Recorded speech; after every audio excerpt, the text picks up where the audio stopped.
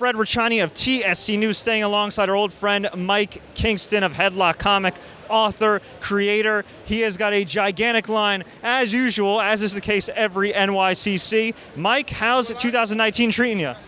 It's all right. I mean, my main focus now is just trying to get this Monster sponsorship. You know what I mean? So, but no, it's been good. It started out a little rough, but ever since mid-June, the pedal just hit the floor, and we've had a lot of opportunities and a lot of killer shows, and it's been really good. Now, you shared a really interesting story on your Facebook page about what happened here. You had everything booked. You're a guy that's a meticulous planner, and then over the last couple of months, you had to change your entire lineup. Can you tell us what happened? Yeah, I mean, 51 other Fridays of the year would have been great, but the first SmackDown on Fox had to be this Friday. So, we had a whole lineup set, and those guys all got pulled for SmackDown. And, we were able to maintain Mick Foley. He's a trooper, and he's going to, fly out to L.A. and then fly back to do the show, which is madness in and of itself. But, we adapted. We got some other cool guests, and in a way it was beneficial just because it forced me to reach outside of the circle that I have and to get some other people, and it's cool. I mean, Sergeant Slaughter's a legend, and Hall and Nash are the epitome of cool. I don't know if I've ever done a photo op with people that made me feel small before, but we took a picture for social media when they got there, and I'm like, man, I feel like a midget. It's crazy. So, but it's good, man. The show's been good. The response has been good. People like the prints. People like the guests, and we just try to keep repping wrestling at Comic-Con. That's awesome. And for any fans that may have heard of Headlocked but maybe aren't too familiar with it, can you give us a little synopsis of what they can expect for Headlocked? Oh, about the series? Yeah. Yeah, it's an HBO style drama about a kid working his way through the wrestling business.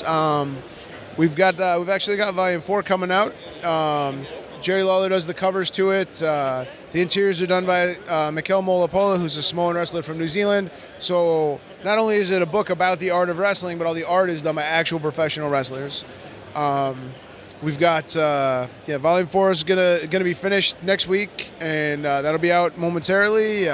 We're doing a collection of short stories this year that'll be out. We're gonna work on Volume 5. We've got some weird, some Hollywood actors that are interested in what we're doing, which is nuts.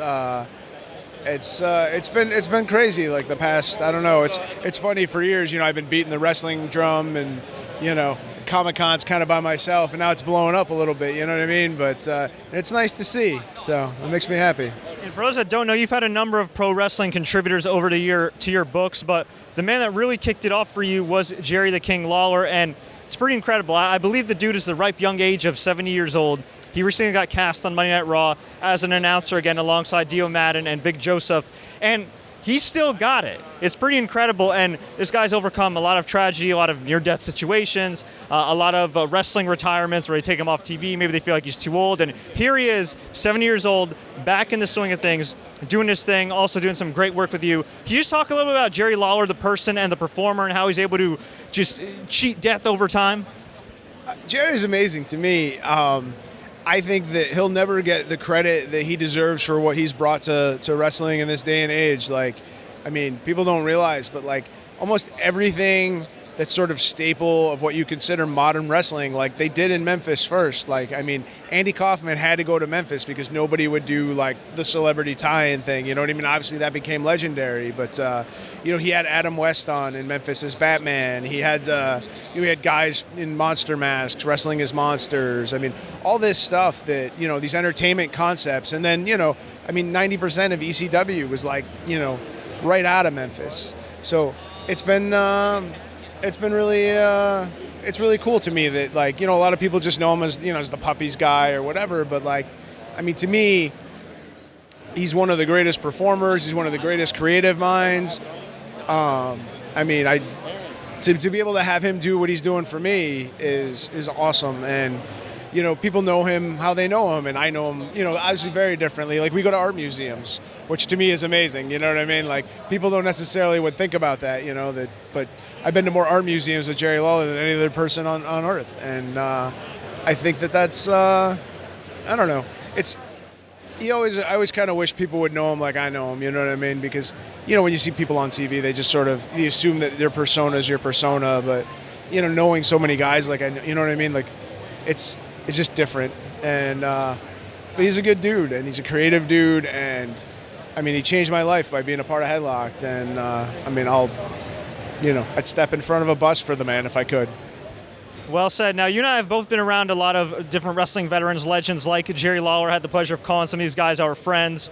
What's the most important lesson you've learned from Jerry the King Lawler? Man, that's tough.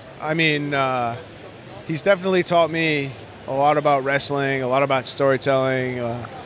I think the thing, honestly, that I learned from watching him is, like, he's still a fan of stuff. Like, he's not, he's a star. He's a star to so many people, but he never carries himself like a star. He's always told me, he goes, I feel like a guy that stuff happens to.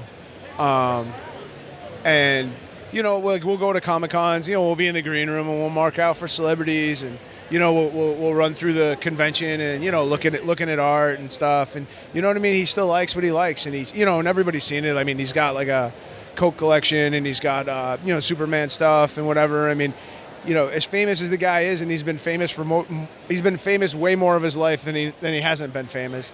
He never forgot to sort of keep his love for the things that he loves, and I think that's cool. It keeps you grounded. Like I said, for a guy like that, super humble. For sure. Now, before we let you go, we do appreciate the time. You had a ton of fans still coming in here to get autographs of the Outsiders and Gangrel. Where can fans find Headlocked online?